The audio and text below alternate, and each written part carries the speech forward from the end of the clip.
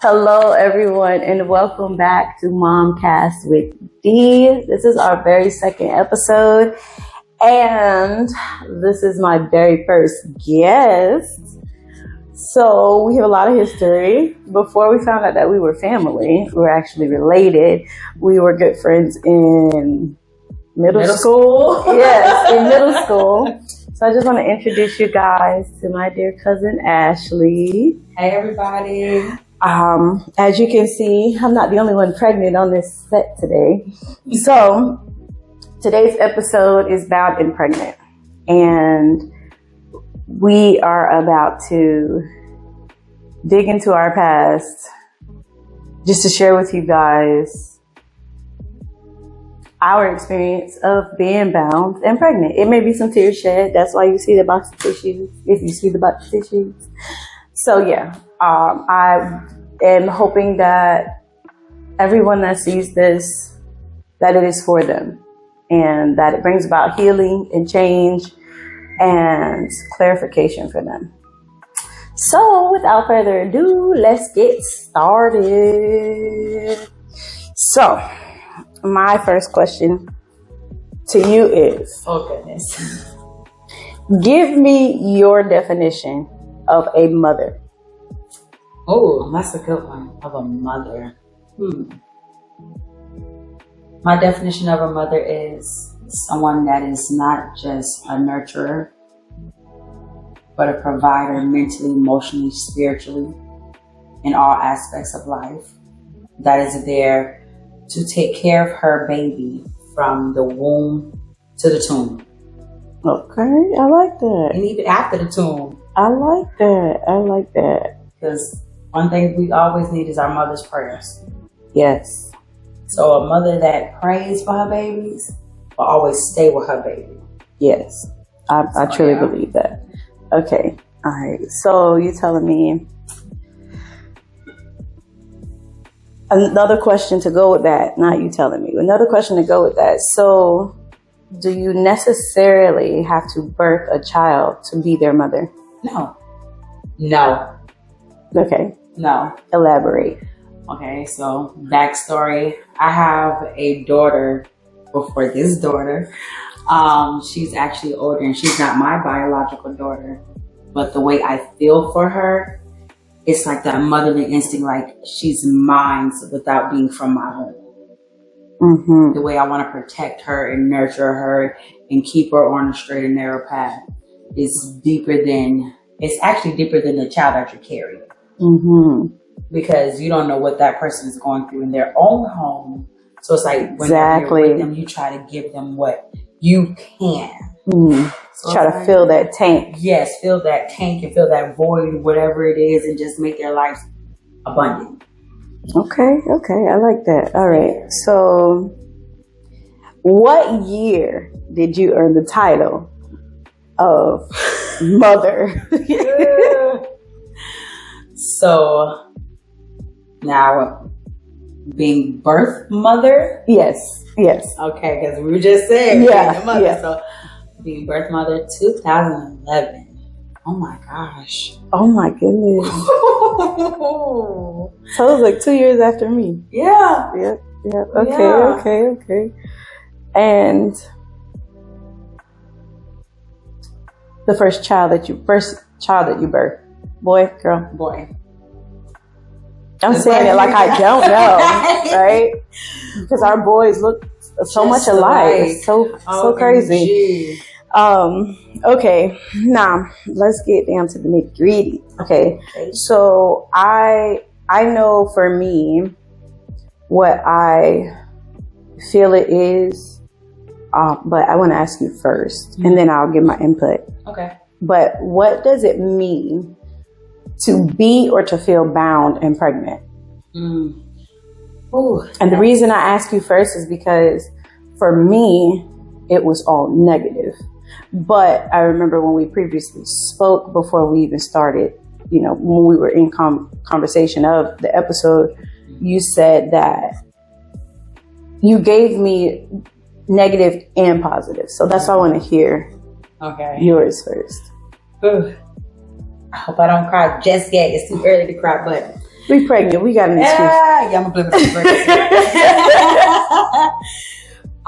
So in the beginning, yes, hearing the word bound does come with negativity, comes with negative thoughts. Because when we hear bound, we think of shackles, chains, tied down, can't move, can't breathe. But it also comes with grounding. And sometimes when we're grounded, we start to see the bigger picture of what God had in store for us. Okay, I understand that. We may have moved before Him. For like example, I'm not married. So I feel like there was times I jumped ahead of God, but He still gave me what I needed. He gave us grace. Yes. So while He was giving us grace, He was giving us lessons. And in those lessons of feeling bound, it showed us how to be patient, how to self-love and have self-worth, and know that we are not alone, because we're not the first ones to go through situations where we could be even married and feel bound. Like, I can't move. I wasn't ready for this situation. But we have to understand, just because you wasn't ready for it didn't mean that God wasn't ready to give you that lesson to get that blessing. Exactly. So the lesson comes with the blessing comes with the lesson. So when we have to step back and not take everything as sound of word of bound to break in bondage. And what came to me just now, the word bound. I'm bound to this baby. This baby is bound to me, and it is a gift to me. Yes. It's a connection. Yes. And it's like, once you make that connection, and like literally this morning I was praying over my baby and I was like, thank you, God, for creating her in my womb, because you knew her before I knew the seed that was being planted. That bounding right there, God was bounding her in my womb. And as she growing, that umbilical cord is binding her to me. I like that. I like that. So then, which of course, life, when she's giving to life, but they will forever be bound to you. Yep. As we grow, as we mature, those lessons of being bountiful. I love that. Okay. Well, it's good grow in this abundance of it all. Okay. So don't take it negative. See the beauty in the negativity. Yes. So the beauty for ashes. Yes. I like that. I like that. Okay. So now I see the positive side now. Because like I said, when I first was given this title, all I could think about was the trauma and the negativity that I dealt with, that kept me bound to the point of not being able to enjoy being pregnant. Right. And once me and my husband got married and we began to have children, I made it miserable. He literally told me, you're making this experience of us, creating this child together, this child growing in your womb, you're making it miserable for me. He literally told me that. Wow. I can't tell you exactly when he told me, but I know it was probably like 1 or 2 pregnancies into our marriage. And we've been married now, and this year is going to make 9 years. So this is fresh, so I carried all that negativity, and I carried all of the downplaying from the past all the way into my marriage. Right. So I wasn't able to really embrace my pregnancies because all I continued to feel was ashamed, embarrassed, and it just made me feel unworthy of even, carrying a child. And it's like, okay, who are you to even say that? You're not God. Correct. But that's what I dealt with. Yeah. I dealt with that for years. And yes, after, because I ended up having a conversation with my husband before we had, this right now. But I mentioned to him, and he was like, but once you had our child, you loved on them, you showed them the affection and all of that, even though I didn't enjoy the pregnancy because I was so worried about what people may think or what people may say or, how they may feel because of what God blessed me with. Right. And I didn't see it as a blessing. There was a time, I don't remember if you remember me telling you how I was I've been taking motherhood for granted. I don't know if I think it was 2-3 years ago, but I remember talking to you and someone else, and I'm like, I've been taking being a mother for granted. There was a time where the Lord led me to read the story about Mary. What do we know Mary for? Being a mother of Jesus. Yeah. That's it. Yeah. That was it. I mean, I'm not saying it like that's it. That was a major job. It was. Very major job. Because she went through criticism. Exactly.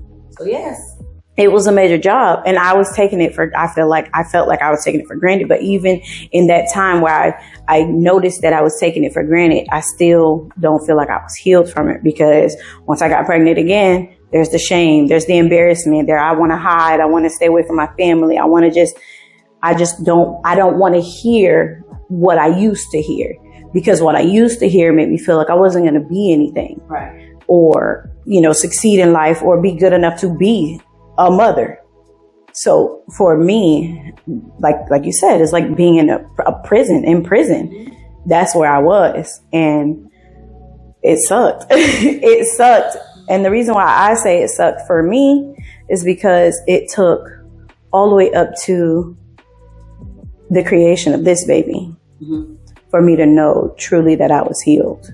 Amen. From being bound negatively to I feel like this is my very first pregnancy. I have been so happy. I've never been so genuinely happy.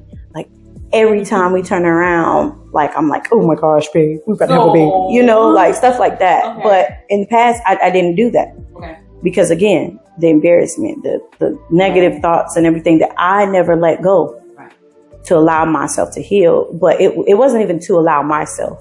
It was something that God had to do. He had to heal me.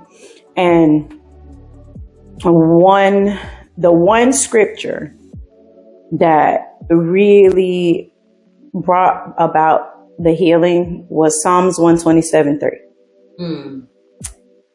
I cannot give you the word for word. Okay. But I know that it says that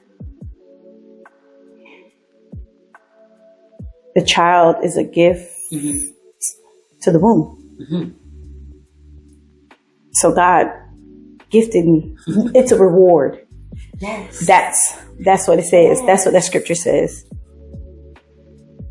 This child is a reward. And I'm playing back in my head, oh my gosh, that was a reward. That was a reward. That was a reward. And just counting oh my gosh, I've been rewarded to birth children. I've never had a complication that I've known of until I learned with our now second to the last baby girl. My placenta was detached. I didn't know that because all I knew was to rely on God. And that's something that I've always done, is to rely on Him when it came to about to deliver and everything. So I literally have been rewarded so many times to bear children. And there's mothers out there who had to adopt or had to have a surrogate or, went through so many painful trials of IVF. And, I didn't even have to do any of that, So it was wow, I really did take birthing children for granted. And it took this long to be healed from it. That was for me. That was my being bound. But like I said, that you gave it a different lighting of more of a positive aspect of being bound and pregnant. And I love that. Yeah. I really love that. Because you got to remember, I was there too. Yeah. I know. Lord knows. Just like you, all my pregnancies, even this one, I literally felt bound in the negative spirit. Where I had to really dig deep and say, wait a minute, Lucifer, back on up.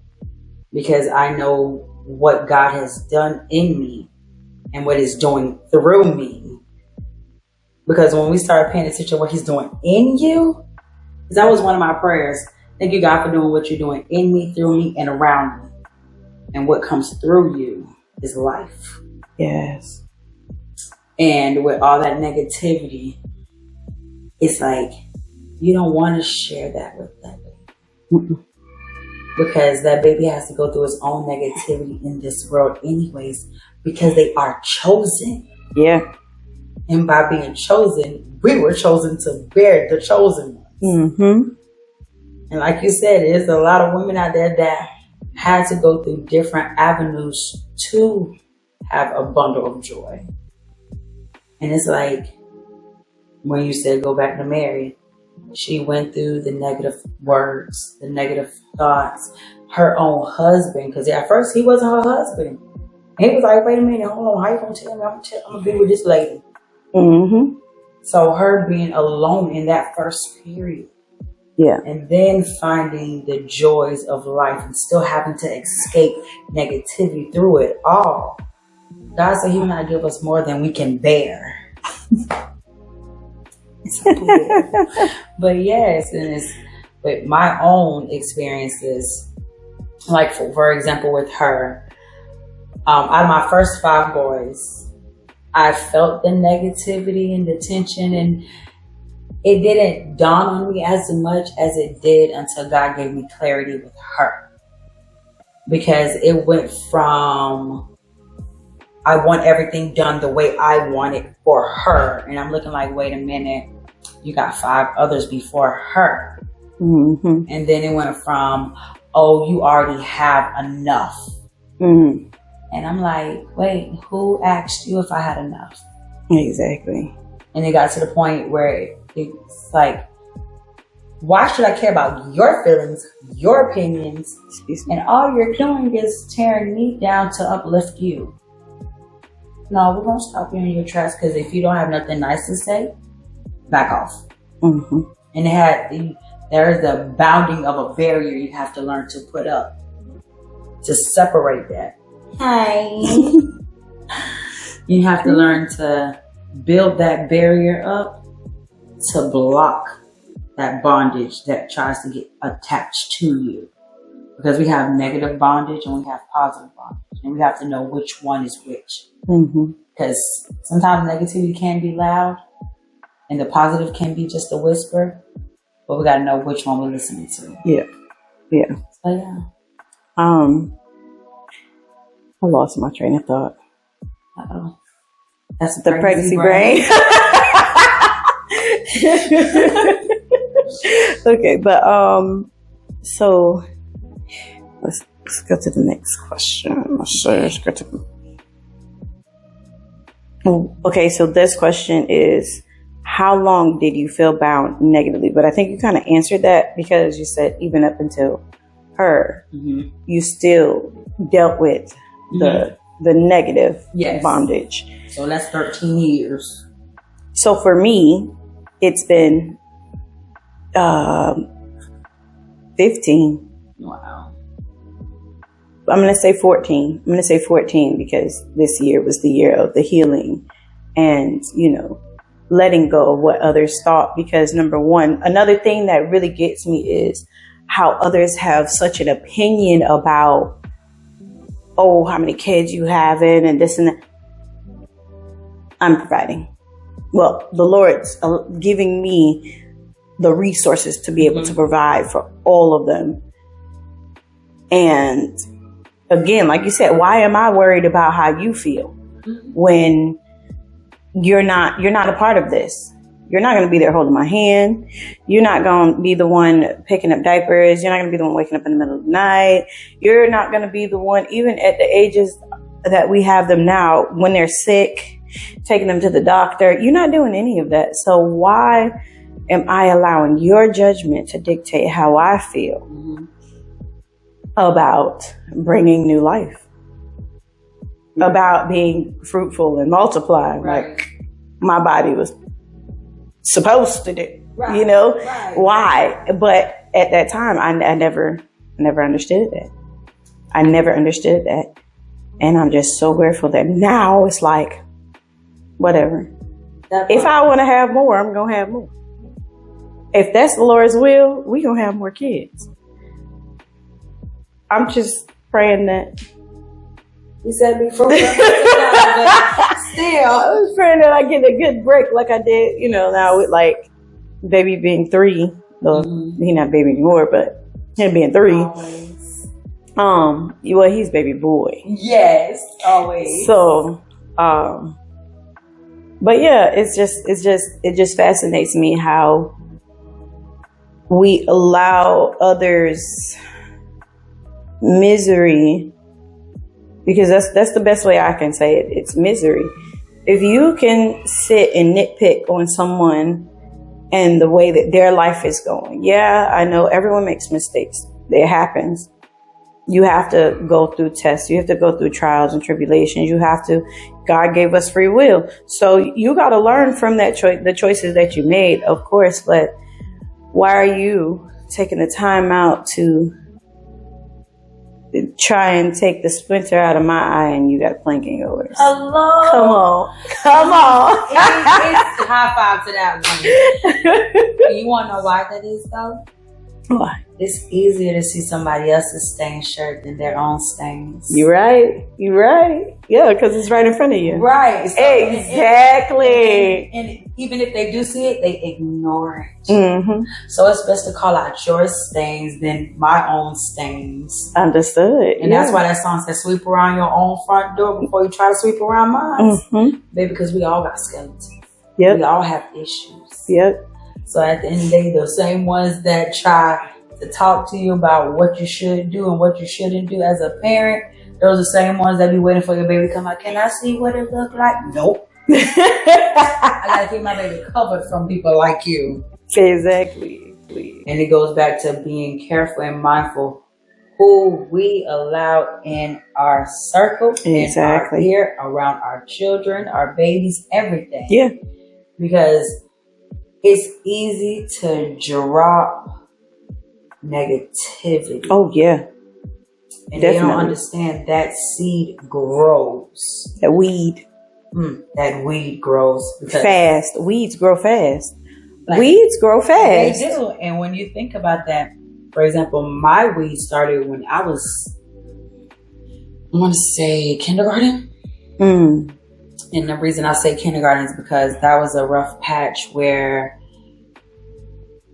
my mom started to, I gotta sneeze. It's okay. I feel it, but when it comes, it comes. But my mom started juggling where our stability was going to be at. She was working 3 jobs. My sister was 8 years old, taking care of 3 siblings. And my mom decided she wanted to move out of Florida. So by the time I went to 1st grade, we're moving to Georgia. So security wise plays a big part in a child's brain as well.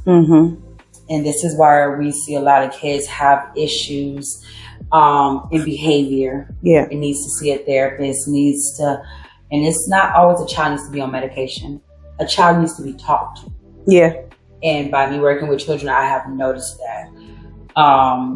But what I'm trying to get at is it festers at a young age. And for me, it did process at the age of 6. Okay. So my negativity started from there, trying to fit in, trying to see where I belong. Yeah. And then me being biracial, when I moved back down here, I was not Black enough and I was not Spanish enough. So yeah, we both dealt with that. We both dealt with that. So it was never a place. Yeah.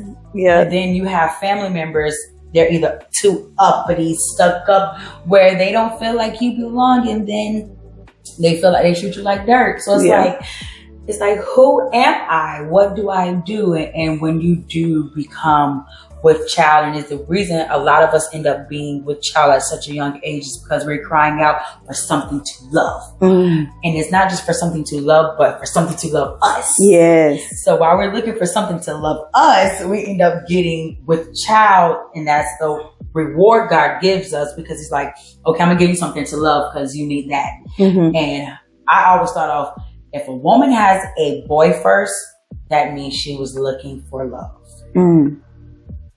Straight up, because that boy, it's like something about that first boy. Yeah.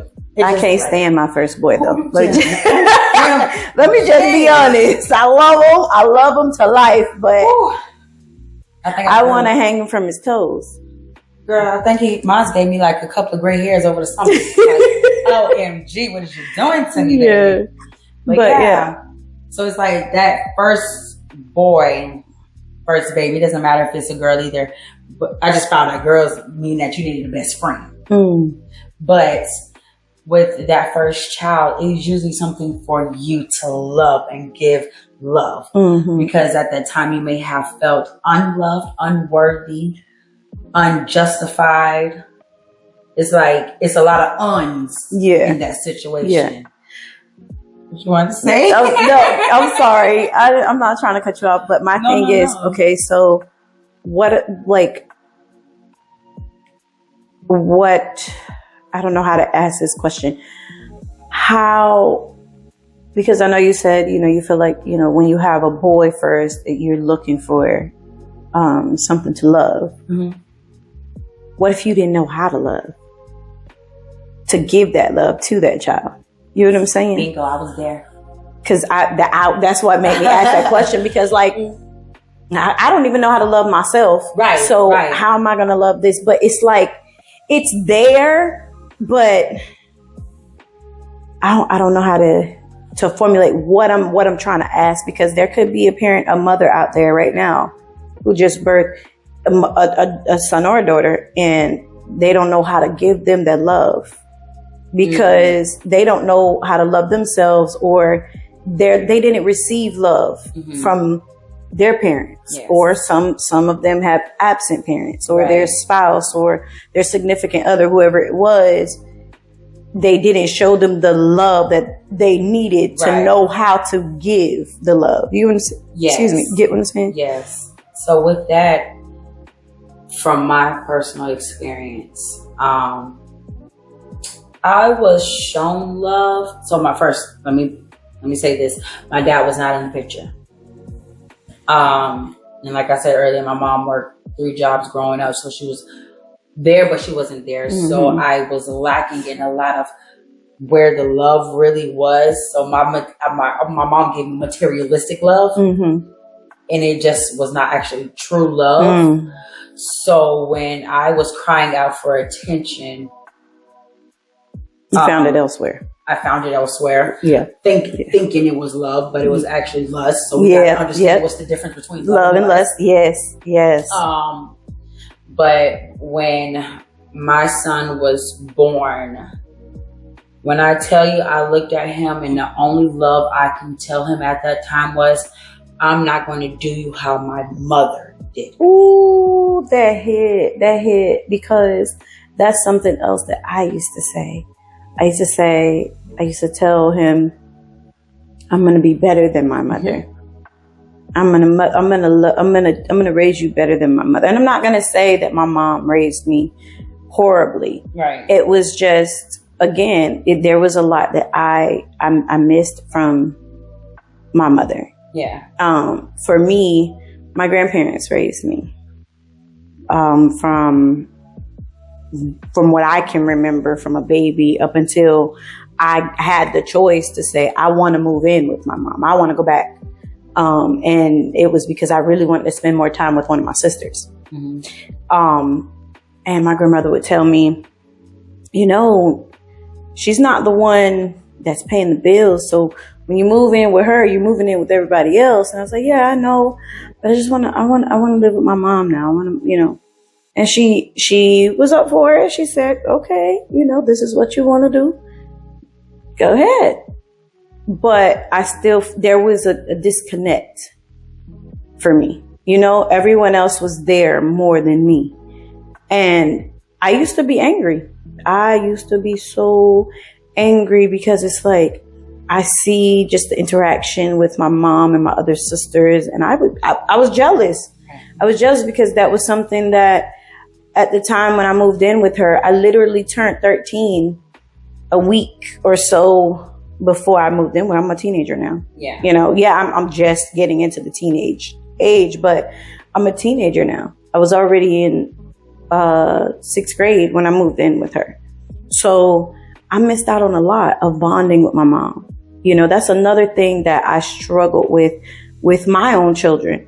There was a time where I wouldn't even let my kids touch me. For a long, I'd be like, ugh, get your hand. Like, I cringed. And my husband would ask me, like, why do you act like that? Like, what is, and I couldn't really figure it out. And he just kept talking to me about it. And I cried because for years, I would not let my children touch me. And all they want to do is just hug on me. But I didn't know how. Mm-hmm. I didn't know how to receive that. Mm-hmm. And I didn't know how to give that because I didn't receive it. You know, mm-hmm. My grandparents, yeah, from what I can remember, yes, especially my grandfather. That's one thing. I will give you 10 million I loved you in 5 seconds because that's what he taught me. Mm-hmm. Every chance that he got, I love you. I love you. I love you. I would never forget that. If no one else in this world ever told me they love me, not even my children, I know my grandfather loved me because he told me. He would remind me every moment that he got.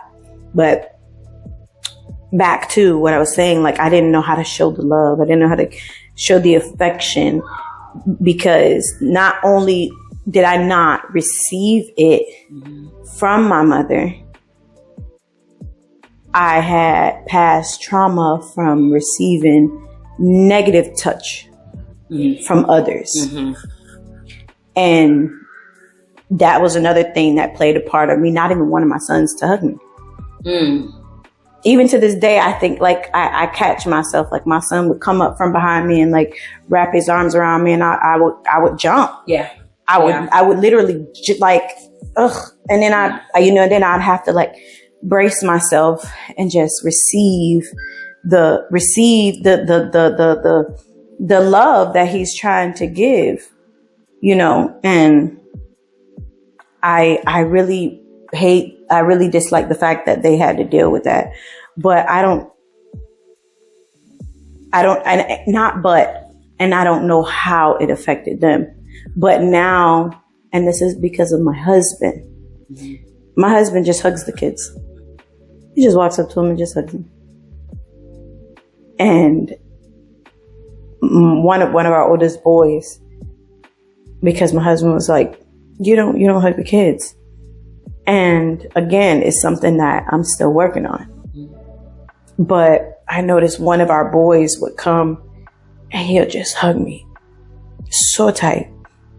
I'm sorry, I'm getting emotional because it's like my child is helping me heal. Yes. From another thing I was bound with, you know, and it's just, it's sad that we have to experience those things, and our kids have to experience with us, you know, and it sucks because of the trauma. It's the trauma. Mm-hmm. You don't want that trauma to fall on your child, you know? So that's, I have to I give it to God all the time, but I don't even know the words to say besides, we just got to ask God to teach us how to love. Yes. Because not everybody is going to come from a loving home. Right. Majority of minorities come from a broken home. That is true. And now that you say that, like, I've struggled with what is a full home. Because like I said earlier, I did not grow with my father in the house. But my kids do have their father in the house. But the house still feels broken. And I am that parent that hugs on their kids and kiss on their kids because that's something that I wanted. But I have noticed I get more defensive when I hear the word love and don't see the action of love due to, like we said earlier, what is love? How do we show it? And growing up, I was touched. And this is why I don't allow my kids to play house. We're not playing no house. Not in this house. Yeah, same here. And because I have majority boys, I really didn't care for their little cousin that is a girl. Well, she's the same age as my oldest, but I didn't care for her to come around the house because anything could happen. I don't know what she's exposed to at home. And I don't know what they're doing because I'm raising my kids one way and my brothers and was raising their kids another. And I remember there was an incident when she was 2. And her and Daniel both was playing together and she asked my baby to touch her. And it brought back all the flash memories of when I was a child. And I was like, wait a minute. That don't sound right. So that I understand completely. Like the healing process and when you was like, it kind of took your husband and your kids to break you out of that. I understand that. But just like earlier when I was like, my first was that thing that I needed to love. Because like literally, I'm going to be so transparent right now. Before I got pregnant with my son, I used to sit there and be like, what if I died today? If somebody comes to the hospital and see me, who will be at my graveside? Who will be at my funeral? All that. Because the lack of love that I received, and don't get me wrong, my mom was there. Yeah. But she wasn't there where I needed her to be. And it made me envious. I remember I had one friend. I was envious of her. And God says, do not be envious. But I was envious of her because her mom was so attentive to her. And God forgive me for being envious of her because now that I see her and her mother's relationship, I was like, I would have never knew that relationship was like this. I didn't know it was toxic, but on the surface, it looked beautiful. Yeah. But skin deep, it was ugly. So. Never judge a book by its cover. Right. Right. Yeah. So, now moving forward with my kids, I just try to embrace them as much as I can. Like I have my 2 middle kids. I love them in pieces. Lord knows I love my boys in pieces, but they drive me up the walls. So one of my 2 middle boys, because I have 2 middle boys exact now, he's at the stage he's asking for the kisses now. Where's my kisses? Where's my hugs? Where when he was growing up, he didn't care for them. So now that he want them, I'm like, oh, you want them now? And he be like, yeah, I want it. So I try to give it to him. Where my second oldest is, he just will come whenever he's ready for it. And he'll get it and go. Where now Dyson, the baby, he's, Lord knows. Is he clingy? Yes. Is he clingy? Oh my God. Okay. And when he was a baby, was not clingy to me whatsoever. He was a grandma's baby. I go to my grandma, you leave me alone, close the door, bye-bye, mommy. Yeah. But now he's like waking up before I leave to go to work. Mommy, I need a kiss. Mommy, I need a hug. I love you, mommy. I see you later. So is Zion. If he know I'm about to leave, he said, oh, I gotta get my shoes. I gotta go with you. I'll be like, baby, I'm sorry. I'm going to work. It breaks his heart. He boo-hoo cries. And I'll be like, I'm gonna see you later. He'll be perfectly fine when I get home, but it's just like that. Oh gosh, you know. And Dalen, he always want huggies. That's what you call it. Mommy, I want huggies. Mommy, I just want to give you huggies. Oh. So yeah, I have one of those. I have a question then. Is it normal for your older kids to still break your heart on that aspect? When it comes to like wanting to show affection? Yeah, because we want it. Like we have so much that we want to give, but they just be like, ew. Right. You know, like you're doing too much, you know?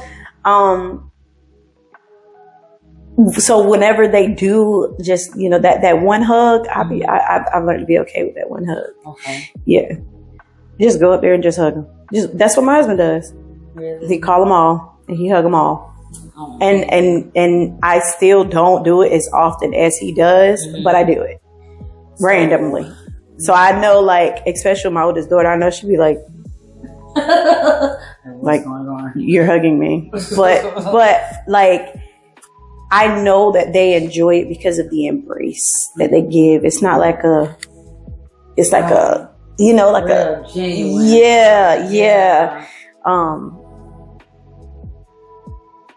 Another question came to me. How do you maintain distributing the attention to them having multiples? And what made me think about that is because, you know, how I shared with you, like, I was jealous because my sisters, they have more of a bond with my mom than I do. And I know it's because of the time, you know, they were with her more frequently than I was. So I know as far as that, it had a lot to do with the time. But me about to be a mother of 10 and you about to be a mother of 6. How do you distribute the time? Because I'm still learning that. So, truth be told, taking them to school is very important to me. They can ride a bus home, that's fine with me. But taking them to school, that initial spending that quality time with them first, and then the individual times is like, for example, if one of them is taking a bath, the younger ones, I should say, not the older ones. The younger ones, if they're taking a bath, I'll go in there and wash them up and get them dressed and just talk to them. The older ones, I will allow them to go to the store with me or go get ice cream. There's something for everybody, but spend that one-on-one time with them by themselves so it can be broken down. Because I notice it does become a time where they're all fighting for your attention at one time, and it becomes overwhelming for the parent. So I remember at one time I literally had to do individual dates. Really? It was rough. It was rough, but it was okay for the first month because they get to the point where they constantly want that attention, and then you have to still reel them back in and be like, okay, I'll give you your individual attention, but at the same time we still need to give our group attention because nobody is better than the other. And I try to get my kids to all understand I don't love one more than the other, and this is why I'm very big on, if you can't do it for one, don't do it for none.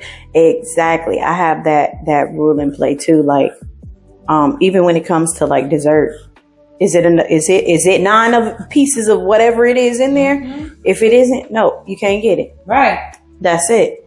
I do know though, one thing that I have to try to instill now, because the younger ones know, like, oh, like the older ones, you know, they have their own money or whatever. So if they grab something, that's on them. I ain't buying it. They buying it with their own money. So if they got it, and you can't get it. So like one thing that I've been trying to instill into the younger ones is you can't get everything that somebody else gets. especially if it ain't coming out of my pocket. I can't help you. If it's coming out of my pocket, of course, I have to get enough for everybody. Right. And that also goes with love. Like, it has to be enough for everybody. Like, you know, but sometimes there is a time where one may need a little more attention than the other. Right. Like right now, my two younger ones, I've been trying so hard to give them as much attention as possible, just for the simple fact that we have a baby on the way. Mommy's going to be more occupied with baby. So right now, those two stuck to me like super glue. Super glue. But, you know, I do like to, also when the kids are watching TV, I'll go out there and I'll lay up there and watch TV with them. Or, you know, I'll go in their room and watch TV with them. I know, like, our oldest daughter, you know, she's about to be 17. So she's very to herself. She's always been to herself. But, so that's difficult. That's for me. I don't know, like, I'm not gonna say it's difficult. She likes to be alone. She reminds me of you. She reminds me of you. Growing up, always to myself. Yeah. Because if you wasn't out with your family or your friends, you were always by yourself. Yeah. So I'm, you know, like I do try to be just, you know, with them. I do try to, but my older ones understand. There's a baby coming. She gonna forget about us for a good 2-3 months. But, you know, the younger ones, I try to spend as much time with them because, again, it's not that I'm loving on the baby more. The baby is the one that needs the most attention. Right.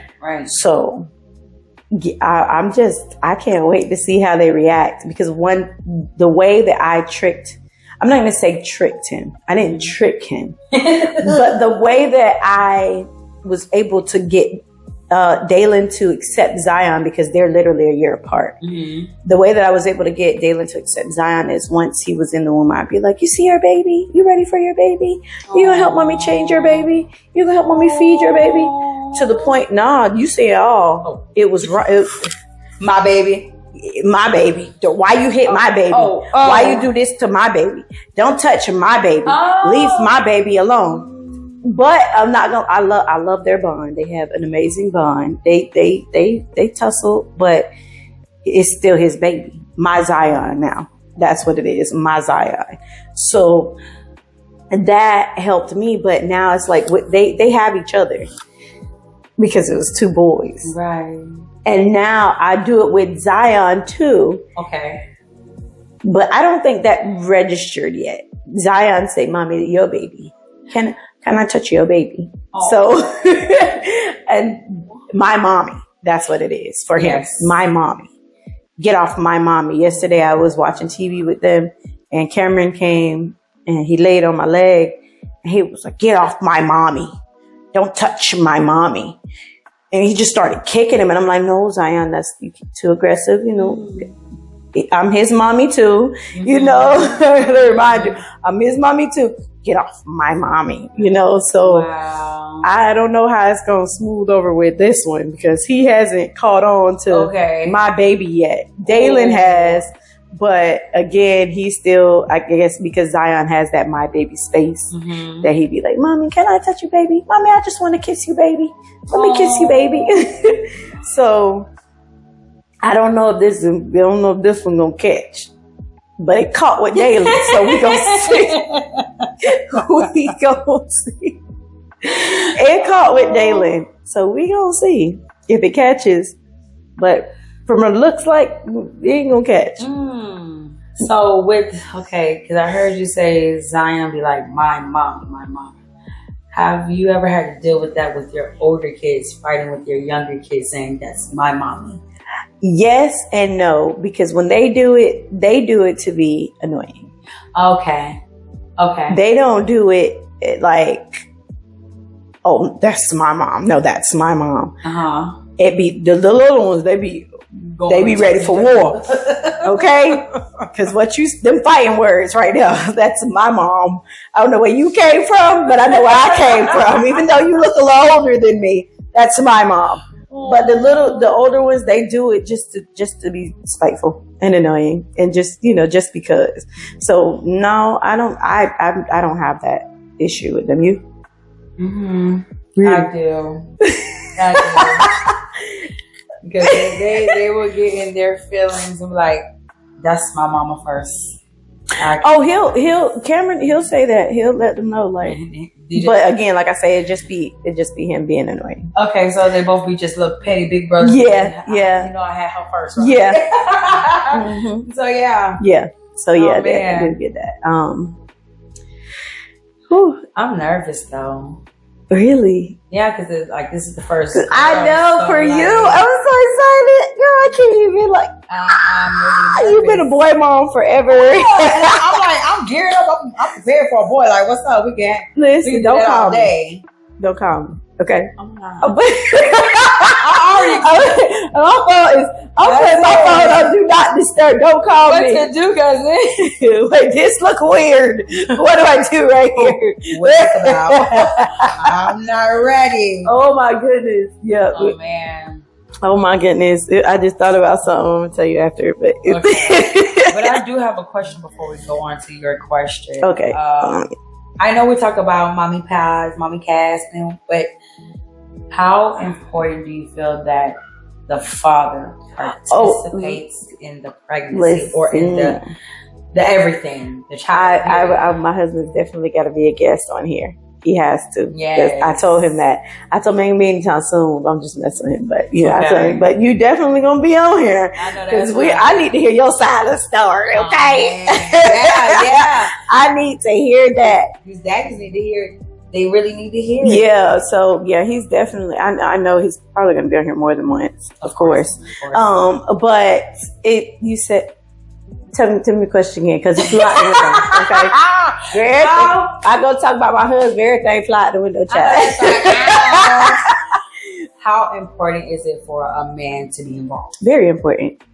Very important. One thing that I can tell you that I'm really, truly, truly grateful that although I didn't have my biological father at the time, I had my biological grandfather.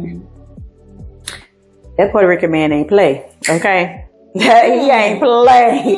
No games when it came to discipline, and no games when it came to love. But the only thing is it wasn't a bad thing, but I was very much a tomboy because Daddy had me out there cutting the yard, teaching me how to change the oil, and I was out there doing it all, okay? And I tell you what he was making you? Sufficient. You're right. Sufficient. You're right. Because not a lot of girls know how to do that. Yeah. So he letting you know, listen. But now I'm spoiled because I don't have to do it. My husband does it. No, that's right. So I can't even tell you where the oil pan is right now. For real. I could go out there and cut some grass like it ain't nobody business. But it's very important. For me, I say that because it was just me. Yes, I was still with the father of my children, but I wasn't with him, if that makes sense. Yeah. I was with him, but he wasn't there. Right. Let's do that. Right. So I was so tough on my boys. I felt like I had to, I not felt like I had to play the man and the woman in it for my boys, because I don't want to overflow them with the feminine side and they not have the masculine side. Right. But that's not our job. Oh, thank you. Excuse me. I'm sorry. That's not our job. Oh.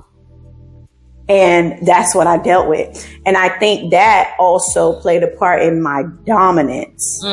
It built dominance in me to where my husband had to humble your girl, okay?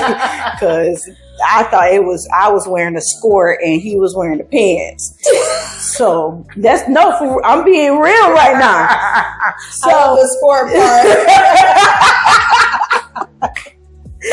But it's important because not only does your boys need their father figure. Mm-hmm. They need that structure. Everyone needs the structure in the house. Right. You know, but a daughter needs that fatherly love. Mm-hmm. And again, I am truly grateful that I experienced that with my grandfather. Amen. I didn't even call him granddad or that was dad. Right. Period. That was dad. So it's important because a woman shouldn't have to play the man to teach her boys how to be tough. Mm-hmm. I feel like that is the man's job, to teach them how to be tough, to teach them how to love a woman, to teach them how to respect a woman. I don't know how to teach you how to love and respect me, besides telling you I'm your mama and you don't try me and meet me in the road if I need to. Okay. So I got a question with that, because it was said to me before, a woman cannot raise a boy to be a man. Do you feel that statement is true? No. And let me tell you why. Thank you. My godson,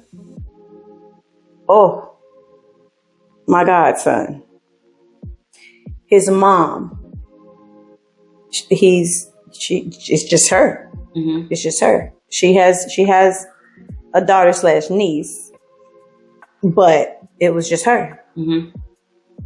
Most respectful. Just I can't even explain. Like some situation happened and last week, and she shared with me that my godson was like, "Why did you make me this way? Why did you raise me to be so respectful and so?" Because of a situation that happened. But she was like, "No, I'm gonna take care. Don't worry about that." Right. He's so humble and so he's such a gentleman, and he's so loving.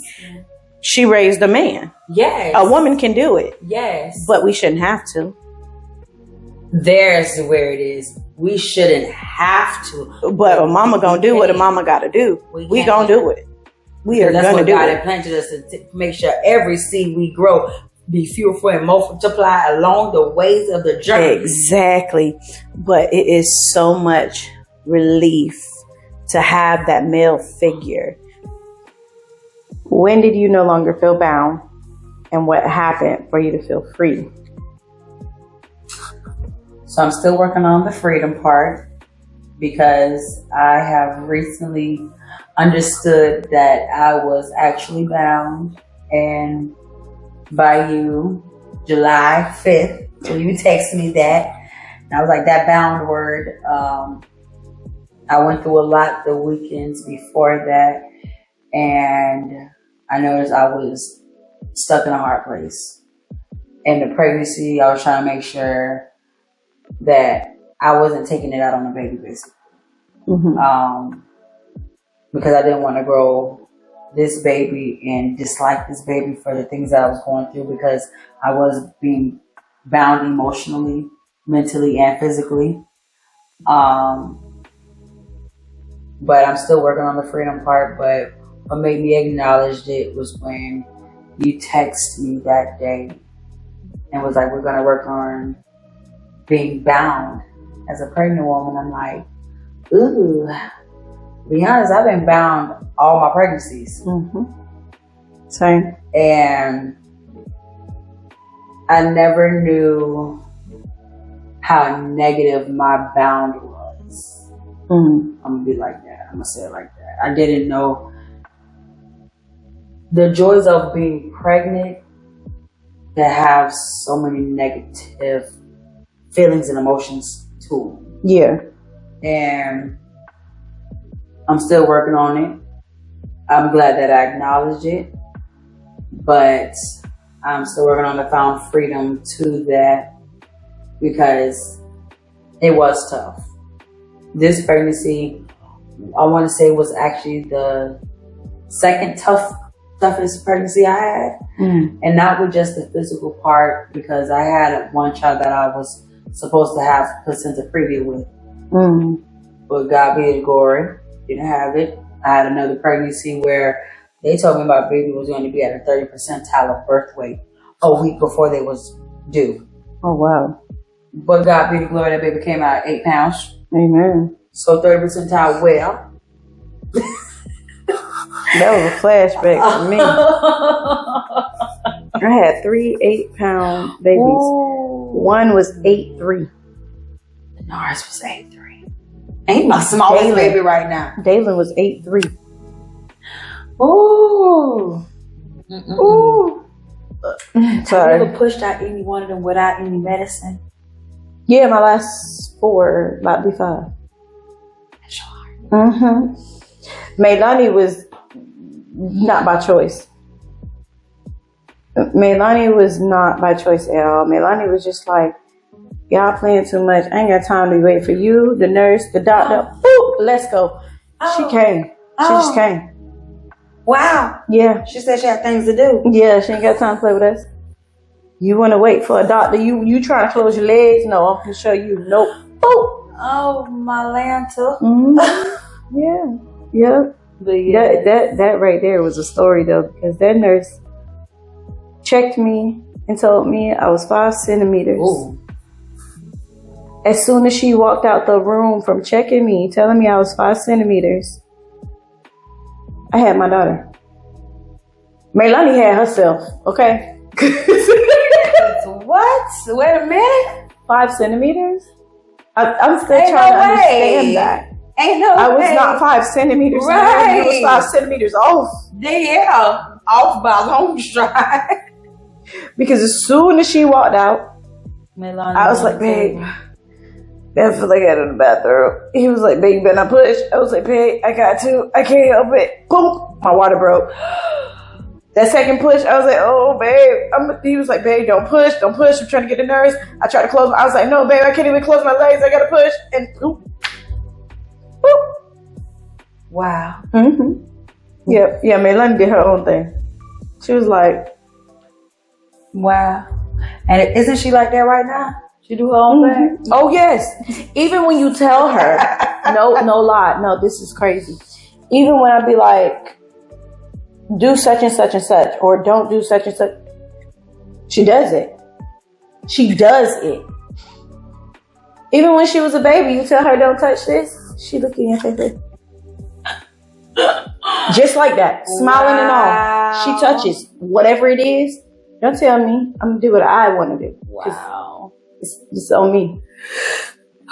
She's that way. She's still that way. Like, she is that way. One thing that I do want to piggyback on is when you asked me about how do you deal with, I don't remember your wording, but being pregnant and receiving the negativity from your spouse. Oh, yes. So I couldn't really answer that because, again, like I told you in the beginning, was I accepted it. Right. I accepted all of that when I was younger and pregnant. And, but as we continue to talk, it just made me think about like having a good friendship, you know, someone that's not gonna go back and call another friend and be like, girl, she going through it, and you know, someone that's not gonna gossip, someone that will go from you to God. Yes. And back to sleep. Yes. So, having that way out and not keeping any of it in, waiting until things died down with whatever disagreement or whatever went on to cause that spouse to speak negatively to you or make you feel like, what's the point of me being pregnant? Mm-hmm. Why am I still carrying this child of yours? Right. Going to them and just letting them know like, hey, you said such and such, and I just want to make you aware that this is how it made me feel. Excuse me. This is how it made me feel. Excuse me. The reason I wanted to repeat that is because I feel like that is something that somebody needs to hear. Yes. Like really needs to hear. Like even in the midst of your spouse being the one that is mentally and emotionally affecting you negatively during pregnancy, we have to remember that we have to find the outlet because it doesn't only affect us, it affects the baby. Yes. It affects the baby's health. it affects your health. You can go into preterm labor from being extremely stressed. You can. And it's just important to find an outlet. Don't hold it in.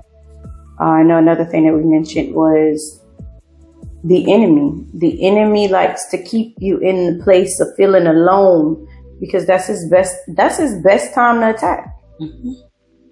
You cannot allow that stuff to keep you alone or feeling alone. You got to let it out. You have to, if you can't pray about it, like you had mentioned, if you can't pray about it, get you some warriors. Yeah. That are going to be able to pray. And